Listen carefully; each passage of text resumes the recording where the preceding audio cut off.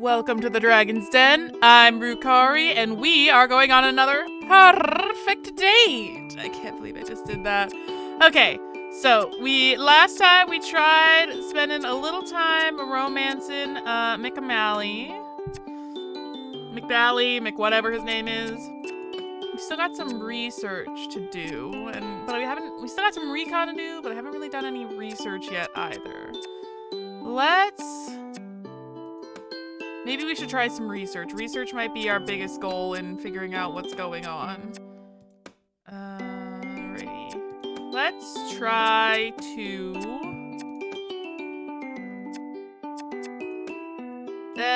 today I'm off with a field trip of sorts with the professor. I can't wait to see what he's planning to show me. Let's see what this field work is about.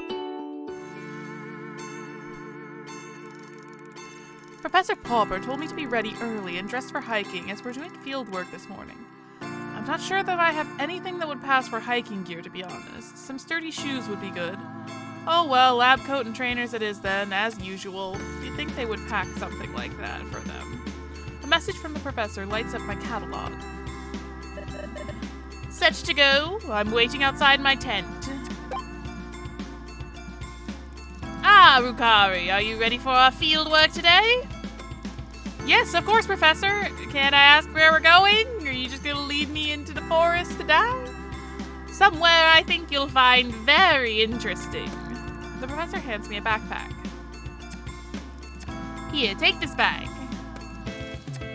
It's very full, but surprisingly light. Pauper set off at a brisk pace, calling back to me over his shoulder. This way! Jeez, old man, you're faster than you look. I run to catch up to him.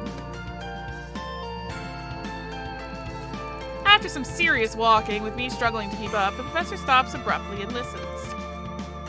Do you hear that? There is a distant sound of bubbling water. We're almost there! Secretly, I'm relieved, as I don't think I could go much further. I'm a city girl. I'm not built for walking. Give me a bus.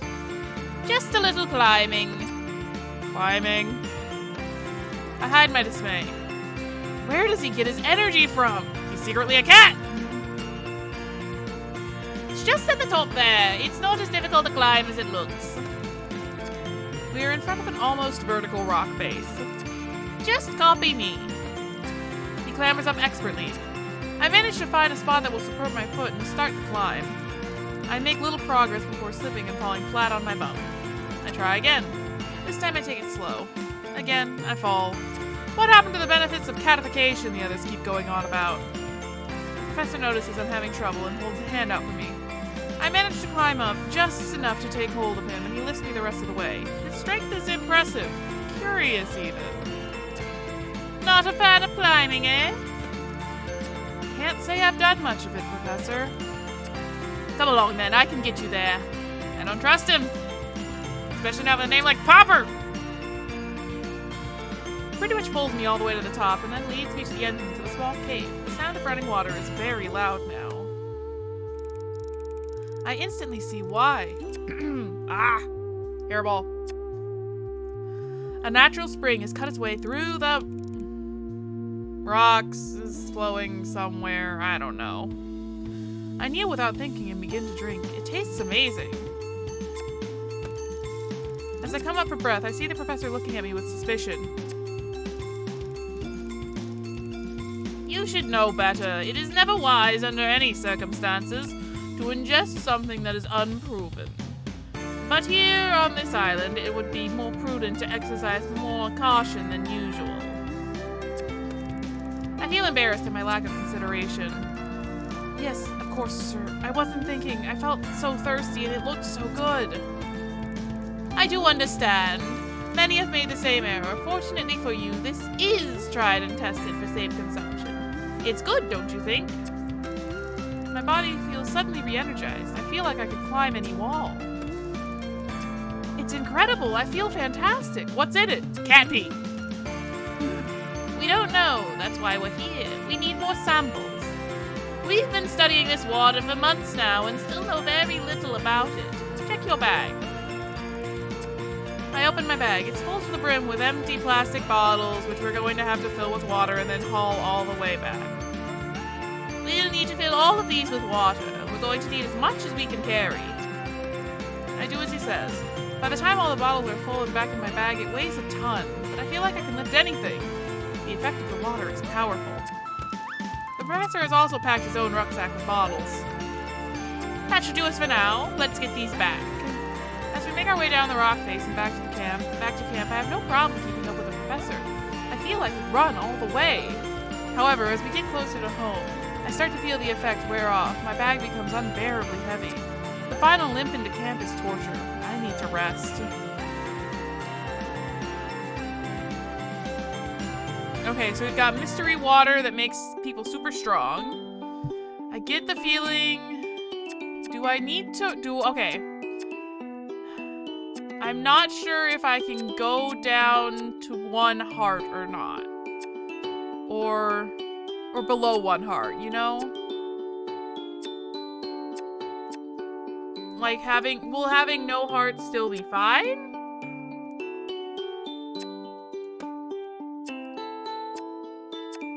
Oh. You're looking a little tired. You only have 1 heart remaining. If you choose to continue, it could have negative consequences. You can restore hearts by shooting turns. Okay. So it warns you that you can't go all the way down to 0 hearts. That's nice. I sit in the position Professor Popper taught me. Legs crossed, back straight, wrists resting lightly on my knees, and fingers formed into loose circles with forefinger and thumb touching gently. Okay, so we're meditating. I close my eyes and hear a rhythmic purring, slow and steady. My fur prickles at the sea breeze, and my ears twist at the distant sound of feet on wood and seagulls crying in another faraway place. The smell of the sea fills my nostrils, the taste of salt fills my mouth. I begin to focus on my breathing and the rhythm of my heartbeat, allowing my mind to drift. As I take a deep breath in, the tide comes creeping towards me as though I'm pulling it.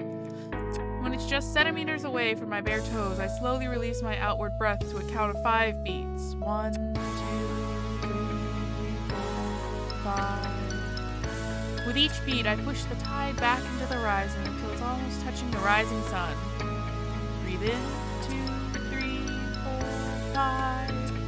And out, 2, 3, 4, 5. Drifting now without any attachment to thought, my mind free from worry and care. Okay, a little mini meditation session in there. That was fun. I still feel like I'm turning into a cat.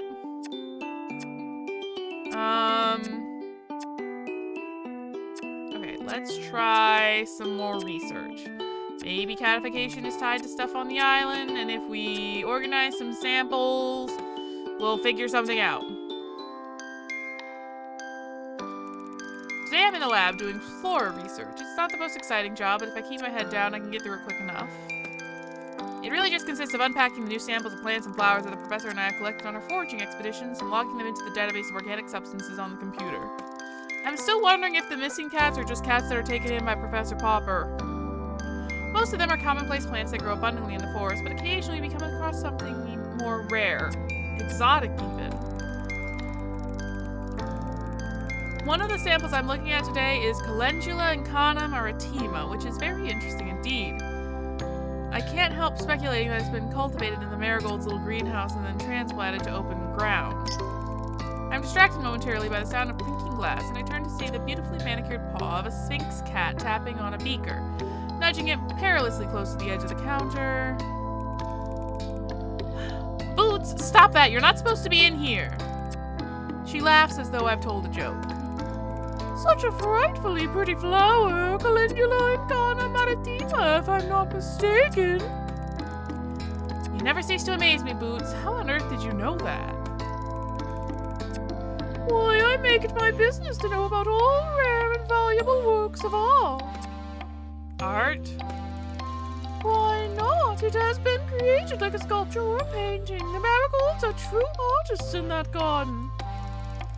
I wondered if they had something to do with this. It's so unusual, even in its natural swampy habitat. But to have it growing here in this forest is very out of the ordinary. Yes, its properties are extraordinary too, human. Well, I'm quite new to botanical science, so I probably don't know half of it. Why don't you fill me in? Although I'm always happy to facilitate your learning, human, I simply can't stay here a moment longer. The air is so stale, don't you find? What if the marigolds are actually the ones responsible for turning people in? What if the marigolds are the real villains? These weird silent keepers of the island. I ignore her sideways glance and upturned nose. Let's go to the beach and drink some coconut water and I'll tell you everything you need to know. Snoots, I'm not going anywhere until I finish this. Don't be ridiculous. You can tinker about in here anytime, but the sun will be gone in an hour or two. I'm not tinkering. This is my job. If I don't get it done, the professor will want to know why. Then explain to him that you had better things to do. I hate this cat. Snooty Booty, I won't tell you again. If he catches you here, Popper will cage you. Be careful with that flower, human. It doesn't do to inhale that fragrance too deeply. What? I turn to ask why and see her flounce out, knocking the beaker with a swish of her tail as she does. You did that on purpose! Of course she did. She's a cat. Cats knock everything off the table. But she's gone, leaving me to clear up the broken glass. Okay, so there's something weird about the flowers, which makes me suspect the marigolds even more. Also, once you complete your research, your time on Cat Island will come to an end. Okay, no, I have more to do. I need to do some recon then. Talk to me. I'm gonna interview the security guard then. I've been staring at the back of his head for a long time now. Too long. I'm starting to feel creepy. I just don't understand it. All he does is sit in that chair by the dock, eating egg sandwiches and doing crossword puzzles. How does a man like that become the security guard for a place like this? As far as I can tell, his job consists of greeting the boat to make sure nothing unauthorized gets on or off of it, picking up supply deliveries, and occasionally taking a long, lazy lap of the island to make sure everything's secured? I wonder what he knows about the research that goes on here, if anything. He doesn't seem to be interested, regardless. I decide it's time to get to know this island bouncer and go to join him at the dock. I sit next to Zane, me on the sand, him in that chair. He's not wearing his big coat, and the short-sleeved shirt allows me to notice for the first time now how surprisingly muscular he is. I never truly thought of him as security in the bodyguard sense, but now, squinting at him sideways, trying not to stare too obviously, I begin to see him in a new light. I pluck up the courage to talk. Hey, Zane, how are you? You trying to start a conversation? I don't remember what voice I gave him. He says this without looking up from his crossword puzzle. I suppose I am. Yes, I don't get to chat to humans much in my job. Research Assistant 125. He rolls the words out like he's reading them. Oh, yeah, I guess that's me. So what does the number stand for anyhow? You don't know? He asks monotonously, his eyes still glued to the crossword puzzle. No, actually, to be honest, Zane, I don't know much at all. There's a definite lack of intel sharing on this project. Which project would that be? This one? The whole research project that's going on? Is there more than one? Depends who you ask. You! I was just asking you, really. I don't understand your job, I don't need to. I don't care about things I don't need to. What do you care about? Zane looks at me for the first time. You really want to talk, don't you?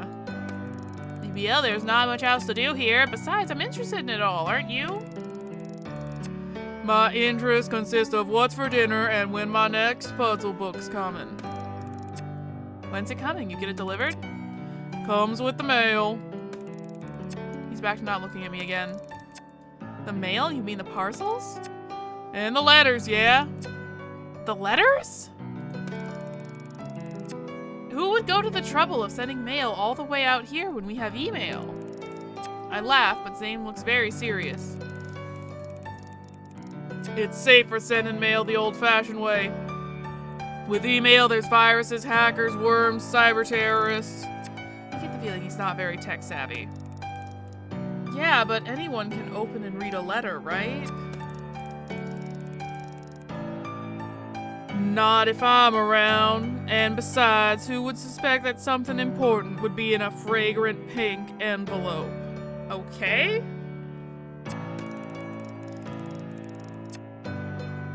There's an awkward silence. Of course, being my usual socially inept self, I'm desperate to fill it. Yeah, no, I feel that. Need any help with that crossword? I'm pretty good. I can even do the cryptic puzzle in the Daily Inquirer. That line usually gives me a little kudos, but Zane simply ignores me. I decide to just come out and say what's on my mind. I mean, it can't make things any more awkward than they already are. Zane, have you ever noticed anything strange going on here? Cats behaving weirdly? Zane suddenly looks up, his eyes locking straight on mine, unwavering and hard. No. Have you? Well, not exactly, but... He is looking at me properly for the first time since we met. I definitely captured his attention, but I'm too nervous to follow through, and I'm scared that I'm gonna get locked away for knowing something. I'm just being silly. The lack of human company can get to me, gives me daft ideas. Such as... He's still staring at me, as though he's trying to read my mind. Sometimes when I'm out tagging, I feel like they're playing games on me, like children, hide and seek, that kind of thing. Some of these cats may be cleverer than any of us give them credit for. Now it's my turn to be intrigued. In what way? They know when to stay out of the sun. You're going pink. The moment, if there was one, is over. I decide maybe Zane isn't the best person to talk to about my concerns. Feeling unwanted and slightly dejected, I decide to head back to camp. I stand up and brush the sand off me. What's a 5-letter word for solitude? Alone. Zane silently scribbles in his book as I leave. Okay, wow, way to leave the hint with a crossword clue, guy. Sheesh. Okay, let's get in one more bit of recon. Oh, I can't. Unlocks after chapter 1. Most of these don't unlock until I complete the chapter or I have to receive a gift from one of the cats. Okay. And I have no idea how to unlock that. Okay. Maybe I should spend some time with McMurphy then and see if I can't get him to give me something to do more recon on.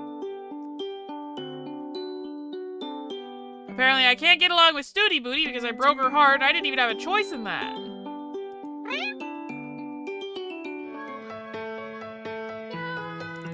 Okay. I'm sweltering in the mess tent. Typical for me to get cook duty on the hottest day so far. I step out for a moment to try and catch some air. Psst. The music in the background is meowing at me. I'm not sure if I really heard something or the dehydration is getting to me. I take a swig from my water bottle. Hey, aren't you gonna share, Carter? Oh, McMurphy, was that you? Psst, in? What are you suggesting, Carter? I only use the designated litter areas. Murph, you are incorrigible. You know exactly what I meant. Come on, Carter, never mind all that. We have work to do. I am working. I'm supposed to be cooking for this evening. I mean work of the adventuring variety. Oh, of course you do. Ah, come on, don't be such a bore. I'm sorry, McMurphy, but I can't. I'm very busy here. It's gonna take hours to defrost and braise this meat from the mainland. Well, if you come with me, you may end up providing a much tastier dish in half the time. What do you say, Cara? You up for a cake? What are you saying? You mean I should just bunk off?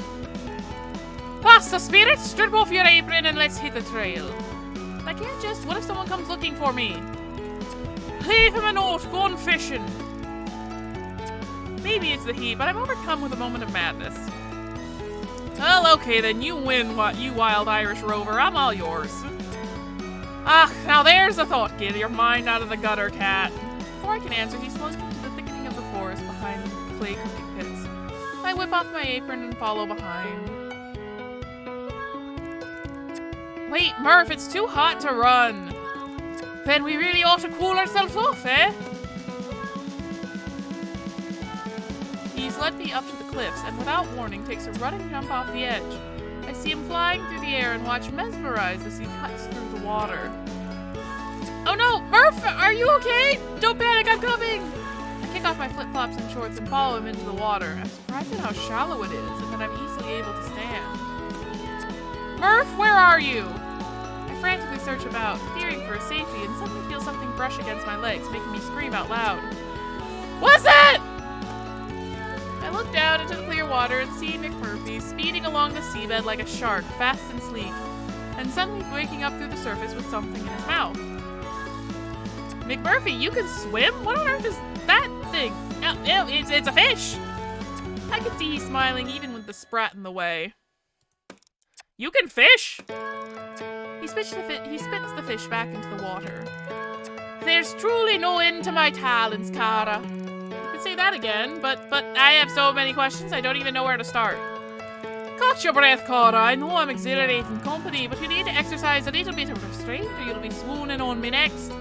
Relax, the salt water is very buoyant. I copy McMurphy and we both lie with our backs on the surface. It's very calming and tranquil, and I'm finally able to collect my thoughts. I realize I've not had this much clarity in a long time. This is so cool! I know, Trixie took me here first. Calls it the Ponder Pool. Oh, can you all swim then? I thought cats. Before I could even finish my sentence, McMurphy cuts in. It's a common misconception that cats can't swim. As you can see, it's another thing we excel at. So humble, too. I mean, it's not that cats can't swim, it's just that most cats don't love water. Especially because, like, it weighs on their coats, it can be hard to dry. And, you know, depending on the environment they live in, that can be, like, not great for their health. As Hannah McMurphy used to say, if you got a trumpet, blow it. Don't you be blowing anything, McMurphy. What about the fish? Where did they come from? There are no birds or fish on this island. It's one of the first things they tell you in orientation. That's just because they don't know. Don't know what? It's better if I just show you. Come on, Cara, follow me. We swim for a while with McMurphy leading the way with purpose, and then he stops. Well, notice anything interesting? Well, the water is much cooler and deeper here. Anything else? Can you feel anything? I stand perfectly still for a moment and begin to feel a strange sensation around my legs, like a warm trickling under the water. McMurphy, are you peeing? Don't be so crude, Cara. It's a current. Look over there. I refocus my eyes until they see that what I thought was a rock shadow is moving. It comes closer into focus and I realize it's a shoal of small fish darting in and out of one particular spot. What is that? I don't understand what I'm looking at. Isn't it enough just to see, Cara? Experience? Do you always have to understand everything? Well, yes, that's my job. It's who I am, McMurphy. I'm a scientist. It's in my DNA to seek to understand. It's literally what I'm paid to do. Come on then, scientists. Let's take a closer look.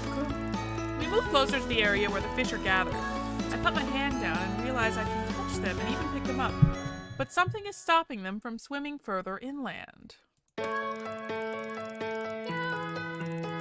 McMurphy, we need to get going. I'm gonna be in big trouble if I'm away for any longer, but thank you for showing me this. I'm definitely gonna come back here to try to understand it. I wouldn't waste your time, Cara. It wouldn't be a waste. I'm committed to finding out all He cuts across me as I'm speaking. I meant coming back to this particular spot. The fishes won't be here. Oh, I see. It's only at certain times? On different locations. It changes all the time. There's no pattern to it either. So you just be sticking pins and maps, Cara. I brought you here because I saw them this morning. Chances are they'll be gone by this afternoon. The disappointment must be apparent on my face because McMurphy switches lanes super fast to distract me. Okay, Cara, it's time to strip off. Huh? That t-shirt would make a lovely net. Let's go fishing. Oh, I see. Sure, let's go fishing. I whip off my top and use it as a net to scoop up as many fish as possible. It's quite effective. You just tie off the smaller holes and use the bigger one. Great idea, Murph. Now you can rustle up a tasty fish supper in no time at all. And you get to enjoy my company for an extra hour. Win-win, Cara. Okay, so now I have a little challenge for you. That, Cara, is music to my ears. There's little I like more than a gauntlet thrown. Well, it's hardly a gauntlet and more a brain teaser. How am I going to explain to the rest of my team this bountiful ocean offering? Why tell them anything at all? Because they're going to notice that we're eating something that wasn't on the delivery list or the menu rota and tastes way too fresh for something recently defrosted. You worry far too much about things that don't really matter, Kara. I know he's right. I could do with loosening up a little, but this is a pretty big dilemma, really. Maybe I ought to tell Professor Popper about this? What's the harm? Mac has stopped slashing around and he looks me squarely in the eyes. There would be harm, Kara. Trust me on that. Obviously, I don't mean I tell him about you or anything that would endanger any of us, just that I noticed these shoal of fishes and I took some. End of. You really think you could mention a phenomenon like this and that would be the end of it? That he wouldn't start putting all manner of investigations and disruptions in place? You're touchingly naive, my friend. I feel myself blush. I am being a bit naive, but I don't like the thought of lying. So what do you suggest then, if you know so much about everything? Give me a plausible story and I'll follow through. I'm a terrible liar, but I can at least recite words. I was a drama kid. McMurphy lets out a wild howl and splashes water at me. Now that's what I like to hear, you impetuous daredevil, you. I splash him back and a furious water fight ensues. We are making such a ruckus, I'm amazed no one's come out to check what's going on. After a good 10 minutes of laughter and play, we run out of steam and float in the buoyant, warm water. Let's hear it then, Oz. What's my cover story? It's a very simple case of brazen bluffing. Okay. Make a simple but delicious meal, and if anyone should ask where the fish came from, shrug your shoulders and ask them the same question. Huh? It's all in the poker face. You remain completely impassive and ask the same question. Yeah, I wonder that too. Where did the fish come from? They're delicious. Really? Trust me, Kara, as a cat who's forever risking one of his 9, the simpler you keep it, the more they buy it. If they ask you where you got them from, you tell them the fridge. Simple. I feel quite giddy at the prospect of getting away with a ruse. Okay, Murph, let's gather the supper. We have an abundance in no time, and I haul my couch back to the kitchen in good time to make a tasty meal for everyone.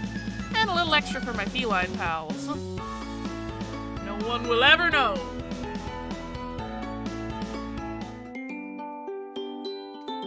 I keep waiting for the whole devil cat thing to come back and bite me, but it really hasn't yet.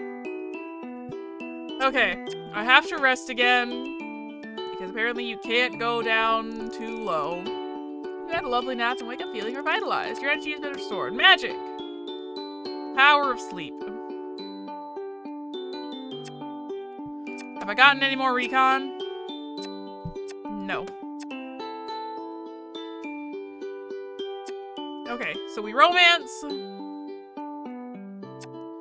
We really can only keep romancing McMurphy. It's too beautiful a day to be slaving in a hot lab, so when Murph invited me for a stroll, it was easy to say yes. Not that I need much incentive to spend time with him. He's very engaging company. You're falling for an Irish cat. Usually it's an Irish cad. We've come to one of my favorite spots, where the cliffs sweep upwards above the blue water. Suddenly, and without any warning, McMurphy plunges over the top of the towering rocks. I run to the cliff's edge with my heart in my mouth to see what's happened. And there's a sight I still haven't gotten used to. He is in the water, more otter than cat, waving me to follow. Jump, Kara, jump! Sure, the water's grand! McMurphy! I'm shocked by the shrillness of my voice. I hadn't intended to be quite such a shriek, but I was aiming for stern admonishment. That's so dangerous! You could do yourself serious injury or worse from such a height. Oh, push! Come on, Kara, you won't get to see the little surprise I have in store.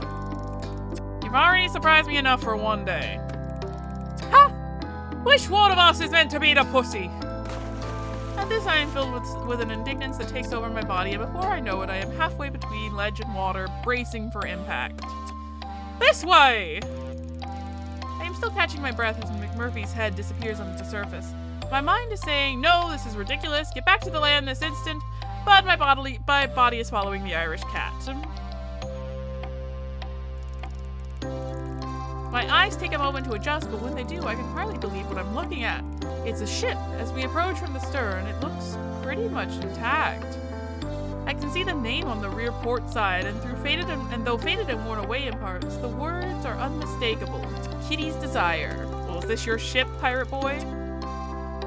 My head is swimming due to the excitement and lack of oxygen. I flounder to the surface to catch my breath. Kitty's Desire? I feel like I know that name. Oh wait, wasn't that the name of the ship we started on? McMurphy eventually bobs to join me on the surface. Surprised? A shipwreck? Here? This is a very old island, Kara. A lot has happened here. But how did a ship even get here before the path was made? Hey, don't ask me, Kara. I'm just in it for the grog. McMurphy smiles and dives back into the murky depths. I follow, a flailing flesh bag in comparison to Murphy's sleek figure. I try to get a closer look at the wreckage. It's a big ship, likely a trading vessel judging from the size. It's hard to tell how old it is, but it certainly isn't modern, maybe 18th or 19th century. I'm pretty sure that was the ship we came in on. When we enter the ship from a huge hole in the stern, I realize that a lot of the vessel is actually on land, and it's obvious that it ran ashore after it was damaged at sea. There's not much time to ponder the mechanics of what happened, as McMurphy is tugging at my t-shirt with his right paw while gesturing with his other paw outstretched to a cabin he wants me to enter. I'm grateful for the air trapped inside and gasp for breath. Here, Kara, look! Hang on, let me catch my... But he's already ducked into the next cell. How was he not out of breath? I realize his ability to swim underwater is unusually strong, but he barely breaks the surface at all. In here! Through the hole! He sounds really excited, and as I enter, I see why. There in the center of the cabin is a chest. It's wedged between the wall and a surprisingly well-preserved writing desk, the only thing preventing it from falling and being buried in the sand. A treasure chest! I sound like a giddy kid and feel embarrassed, but McMurphy joins in my glee, and suddenly we're cheering and laughing together. Go on, man, open it, Kara. You're just hoping there's booze in there. Okay! What are you waiting for? The key? Does it need one? Well, of course it does, Murph. It's a locked treasure chest. Can you not just break the lock? Who do you think I am, Houdini? I don't know about that, but I do know you're a very clever scientist whose thirst for knowledge matches my thirst for grog. So you get yours and I'll go get mine. The Moggy grins before darting into the next cabin, and I hear the familiar clinking of bottles shortly after. How do you even open them? You're a cat. I decide to try the lock anyway while McMurphy is getting his. I look around for anything I could lever it with, and I'm disappointed. Everything except the chest and the desk must have been washed away a long time ago. So look inside the desk. We'll have to come back with some tools to tackle that lock, Murph. There comes no response, but Murphy is obviously still busy with his looting and pillaging, so I decide to swim to the beach to get a better look at this wreck from the land. When I can take in the scene properly, I make out what looks like another large ship just a bit further down the beach. I can hardly believe what I'm seeing.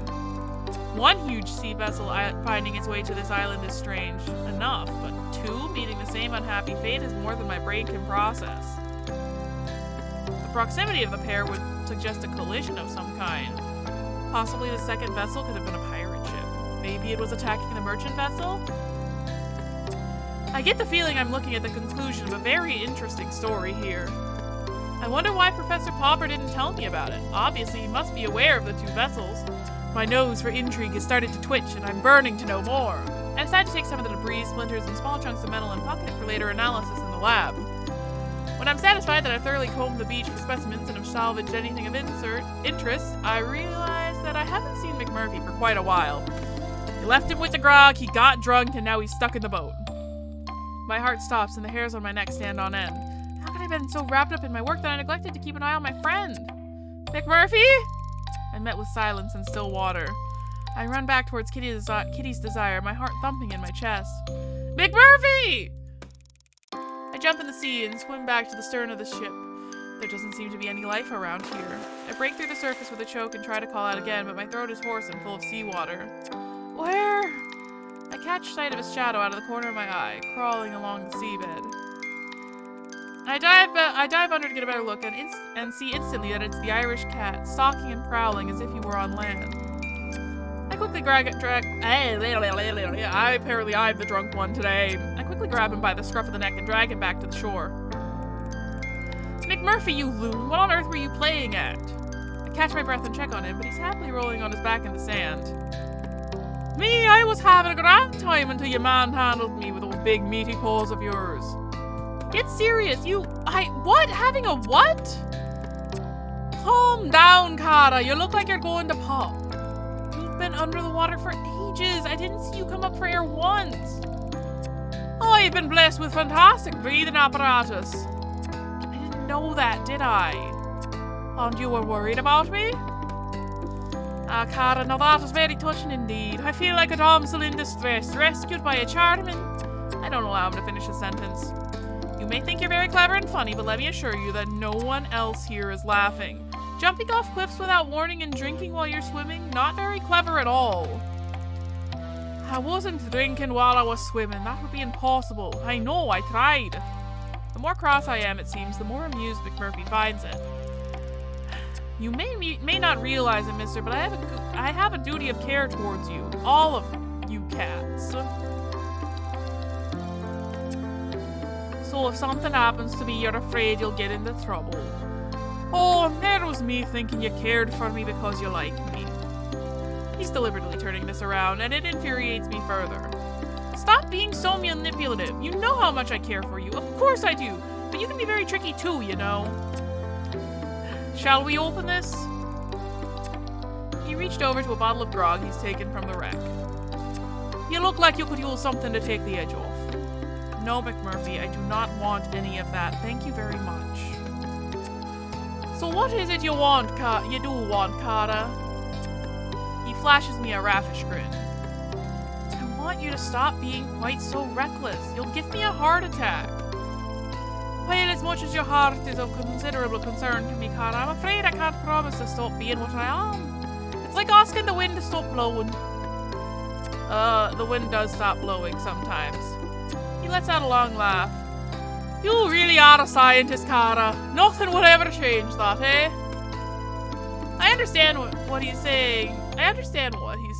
I need to allow him to do his own thing. Okay, come on then. Let's start heading back. Actually, Cara, you go on ahead. I'll catch up with you later. He winks, and I am in no doubt as to what he wants to do for the rest of the day. He's gotta be a drunk skunk kitty cat. I wonder when exactly, like, do we just finish the research and then we turn into a cat? Do I get the new research yet? I want to do one more recon.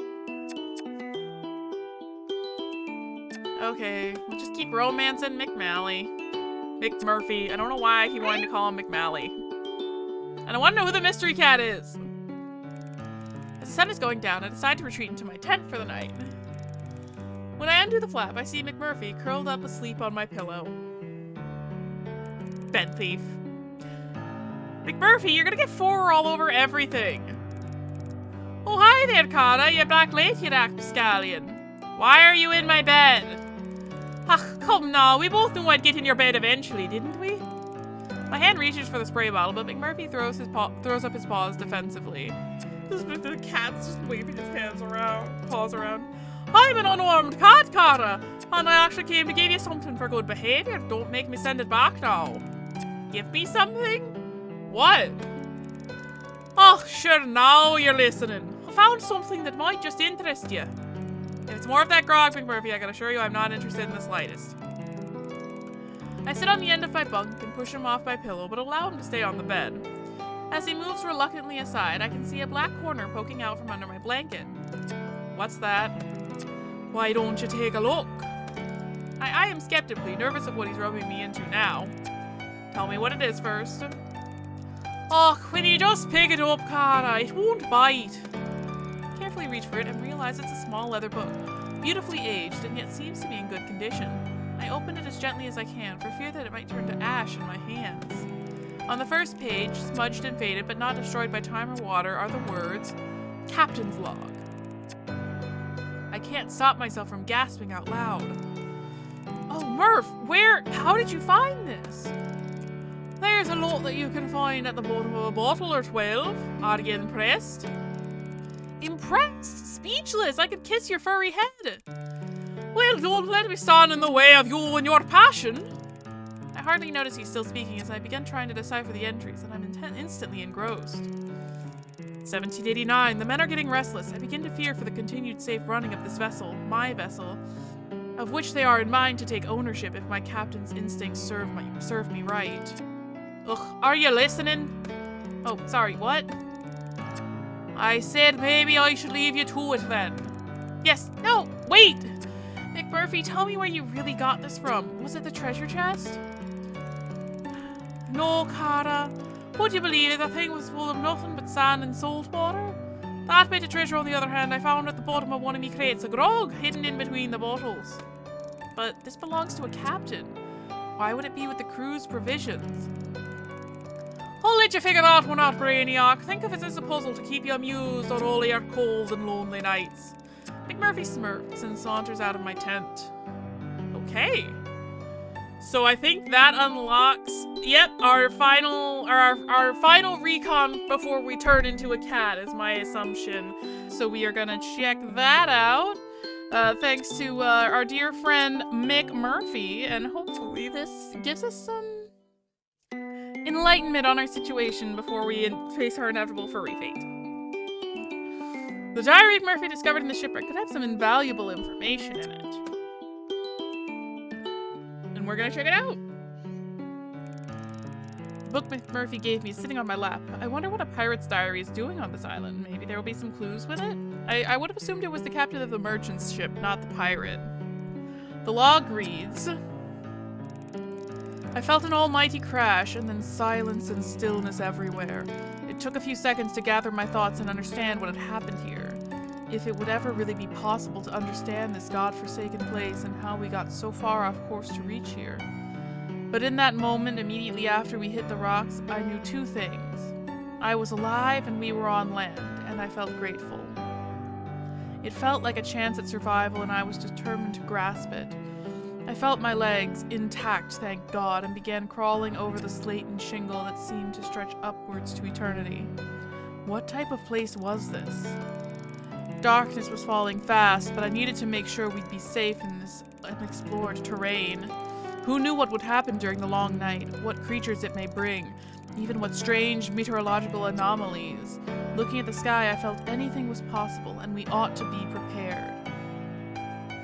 We had to work fast. I assembled the men, raggle-taggle. Ragtag is short for raggle-taggle? Raggle-taggle though we were, into some kind of orderly unit in the hope that the familiarity of discipline would raise morale. We were all tired, cold, and hungry. Some of us needed medical attention. This was not going to be easy, but it's what I was trained for, and I would rather die than let my men down. We need to make some shelter. My voice sounded thin and weak against the sound of the waves crashing. At first light, I looked around and began to take stock properly. It was gratifying to see that the temporary shelter we had cobbled together last night was still intact, and no disasters had befallen us to add to the difficulties we were already burdened with. Considering the conditions we erected this makeshift cover in and how short a time, I felt heartened for the first time since we were out at sea before the strange electrical storm began that ended with us being thrust here against the unforgiving rocks of this terrifying place. We could do so much more with daylight on our side and food in our bellies. So is it more so that the island has a way of forcing people out, or that it just like attacks anyone that gets too close? So they were shipwrecked on this island. The thought of being the first inhabitants here is terrifying. How on earth did they survive? Maybe they didn't. I want to believe they were rescued, but that seems unlikely. I will read more this evening. As I put the book away, a small piece of paper falls into my lap. It must have been hidden amongst the pages of the log. It's a note, maybe a letter? Maybe all the people got turned into cats.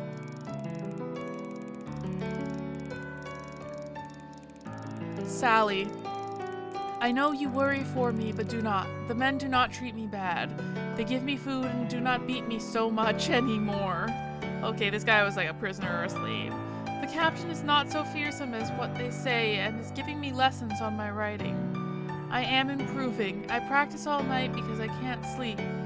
I work hard, sometimes till my hands crack and bleed, but I still use them every morning to pray for you, that you are safe and well, and that we will be together once again. I miss you so much. The seas have not been smooth. Sometimes I worry that we will capsize completely and be lost out here forever, but I would swim the widest ocean back to you, my sweet sister. I hope you are practicing your writing too. I would like to read your clever poems again. Your loving brother, Jim. Wonder if his last name is Jim McMurphy. What a sweet letter. I wonder what became of Jim. Trapped on this island, left to suffer. Okay. We may as well rest, get our hearts back up. Hopefully that will be fine. Had a lovely nap. Energy's been restored. Okay. Last romance, and then we'll do the final research. Sup, McMurphy? Look at that star, and now take yourself 1,000 miles beyond it, and tell me what you see. I laugh as McMurphy passes me the bottle. I take a swig before replying. McMurphy, what are you talking about? Just do it, Cara. That big shiny one way up there. Go 1,000 miles beyond and tell me where you get to. I smile. I'm partying on Venus. Oh, yeah? There are so many goddesses here, McMurphy. They're all naked. You should see this. The laughing stops, or maybe it was only in my head to begin with. I look down at the fluffy cat, who seems far from his usual self. You okay, kitty cat? I think there's a big pub up in that sky. McMurphy grins and closes his eyes. And there I am, my big human toes warming by the fireplace, and my long hair is the same dark golden colour as the ale I have in my man hand. There's singing, lots of it, and people dancing all around. Those that can't find space to dance on the floor, dance on the tables, naturally. There's an old sky pirate in the corner telling his stories to anyone who'll listen. Of the time he said to sail to Jupiter or Mars. And you're there too, of course. You sat right next to me. We've unlimited drinks because we're famous in these parts. We're practically royalty. Ale, stout, beer, whiskey too, they just keep coming. When it gets dark and the place is quiet, we sneak out back to the beer garden. There's a clear view of Earth from where we're sitting. We don't miss it. McMurphy spits. We talk about our adventures, about how we sailed off of this damned island, and how the ship became airborne. I'm telling you, he was a man before. We talk about how we fought the big-breasted, bloodthirsty alien wenches of the Emerald Star, and how we had to charm our way out of the space slug's lair. And I reckon we'd had a lot of fun. Of course, you wouldn't be able to keep your paws off me. You'd be begging for a kiss, and I'd be saying, "No, Cara, I'm not a piece of meat, you know." And you'd be saying, "Oh, McMurphy, please, just one of your world-famous kisses, the fancy French kind." And I'd be saying, "Please, Cara, control yourself." I start snickering again. What are you laughing at? You? Are you trying to say that you wouldn't be all over me if I was a human? Of course I wouldn't. Oh, now don't be mean. You'd be the one begging me for a kiss. What on earth gives you that idea? Top of the morning, Cara, I love you so much. To be sure, give me a smacker, Bergora. Oh, so offensive. I'll stop laughing. I went a little too far there. I'm sorry. McMurphy lets out a wry smile. Well, maybe I would try to steal a little kiss. Who could blame me? You wouldn't get one. McMurphy's smile disappears. You know something, Cara? I think I should just come out and say it. Say what? You're alright. There's a pause. Not an uncomfortable pause, just a slightly confusing one. You're alright too. McMurphy is gazing at the stars. I don't know what I'm doing. It's a strange feeling. I'm used to being a step ahead of everybody. Well, it's 2 steps ahead of you. Hey, don't be rude, Murph. I laugh. McMurphy grins. This feeling, it isn't new to me, but I'm still not sure what it is. All I know is that you get me in a way no one has before.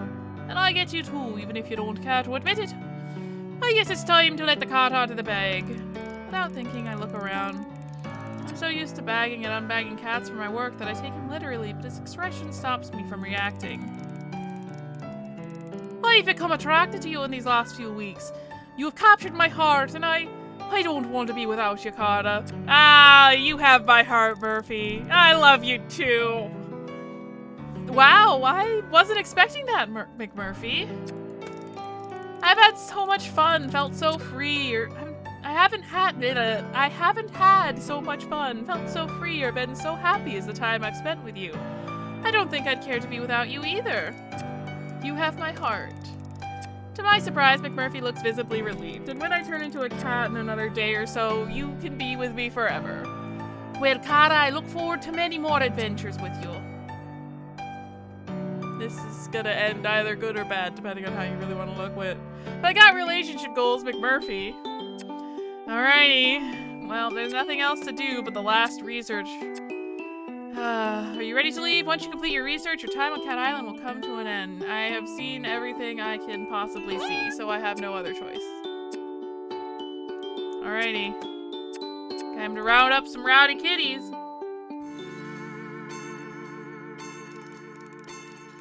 It's a sunny afternoon. Most of the cats are lazing on the beach. Perfect, like shooting fish in a barrel.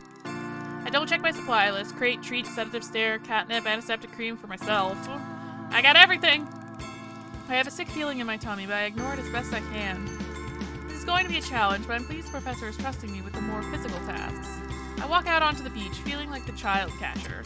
I keep reminding myself that I'm doing this for the greater good, even if it makes me unpopular with the cats. This is our last day, and we're spending it catching the cats we're about to become. I set the crate up in an unsuspecting location and keep the snare hidden behind my back. At first I stroll around, trying to look as casual as possible, whistling a tune as I walk. I get close to one of the smaller cats. I start to stroke her. I want this to be as painless as possible. The cat responds well to me. She even starts to purr gently. Are you going to come with me? The cat looks at me with big, wide, loving eyes. Come on then. I'll pick the cat up, carry her to the crate, and place her gently inside. I lock it shut, even though the cat makes no attempt to escape. Well, that went better than expected. This may be a good day after all. Emboldened by my success, wow, that really just came out like a stuttering robot. Emboldened by my success, I approach one of the slightly larger cats. Hey matey, shall we get in the basket? I give him a little stroke. He doesn't respond badly, although he doesn't seem particularly interested either. I put my hands on either side of his body, ready to pick him up. He doesn't look happy about it and growls a warning at me. Hey mister, it's gonna be okay. We're just going on a little trip, alright? As soon as I start to lift, all hell breaks loose. Yowling and hissing, he scratches my arms to ribbons. I try to get him into the basket, but he stretches out and I can't fit him in. Ow! No! Ow! No! Oh no! I know when I'm defeated and I have to let him go. He scampers off into the distance. I look down at my ravaged arms. Note to self, wear long sleeves when on caging duty. That's like rule number 1. How have you been doing this for days? I've come to the forest to gather my thoughts. This morning I noticed another change in my appearance. Up until now it's been easy to cover up my transition. I just had to keep on top of removing the excess body hair. Even the stub of a tail that appeared a few days ago hasn't been a problem. Who'd see it? But this new development is definitely a turning point. How am I going to explain the fact that my pupils have turned into vertical slits? I can't risk anyone seeing me like this, so I'm going to hide out for a while and see what happens.